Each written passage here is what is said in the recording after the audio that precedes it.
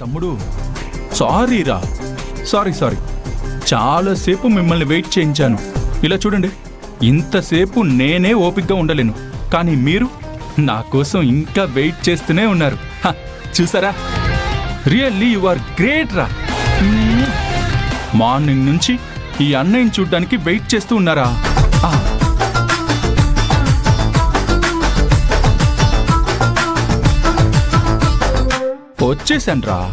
వచ్చేసాను. ఈ అన్నయ్య అంటే ఎంత ప్రేమ మీకు. నేను కూడా మీ మీద చాలా ప్రేమ పెంచుకున్నాను రా. ఐ లవ్ యూ రా.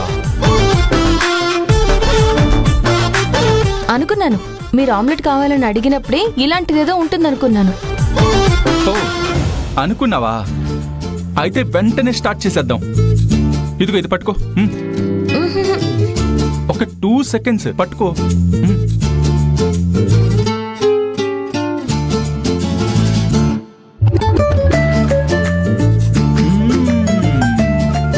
సూపర్.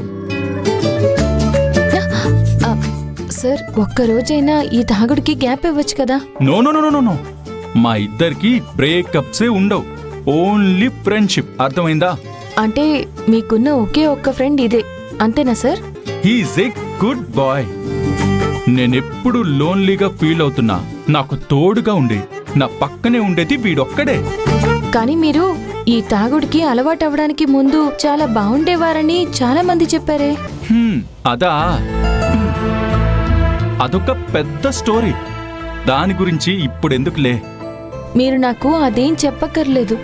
అప్పట్లో మీరు చాలా బాగుండేవారని అందరూ అంటున్నారు కదా, మరి ఇప్పుడు కూడా మీరు అలాగే ఉండొచ్చు కదా సార్? అలా ఉంటే మాత్రం ఇప్పుడు నాకు కొత్తగా ఊరగేదేముంది? అలా అంటే ఎలా సార్?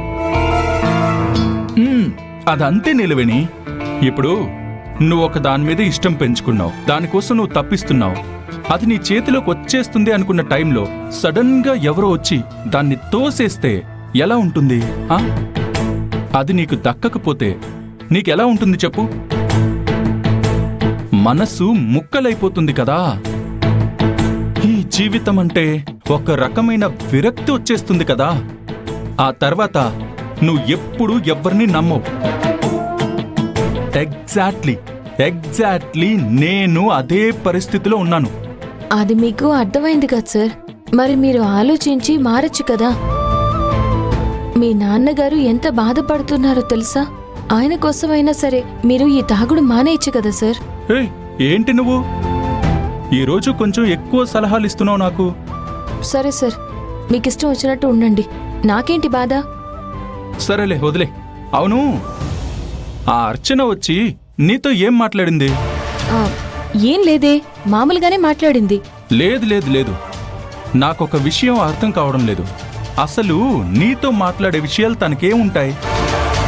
నేనైతే ఇటువైపే రావద్దని మొహం మీదే కొట్టినట్టు చెప్పాను, అయినా సరే ఎందుకు వస్తుంది? నాకు చాలా అంటే చాలా ఇరిటేటింగ్గా ఉంది. తనొచ్చి ఇక్కడ ఏం చెయ్యట్లేదు కదా సార్, మామూలుగానే అందర్నీ పలకరించడానికి వస్తుంది, అందులో తప్పేంటి? ఆ అర్చన నువ్వు అనుకుంటున్నంత మంచిది కాదు, జాగ్రత్తగా చూసుకో. సరే, నేనొక విషయం అడగనా సార్? ఆ అర్చన మంచిది కానప్పుడు కళ్యాణ మండపంలో తాళి కట్టేంత వరకు ఎలా వెళ్లారు?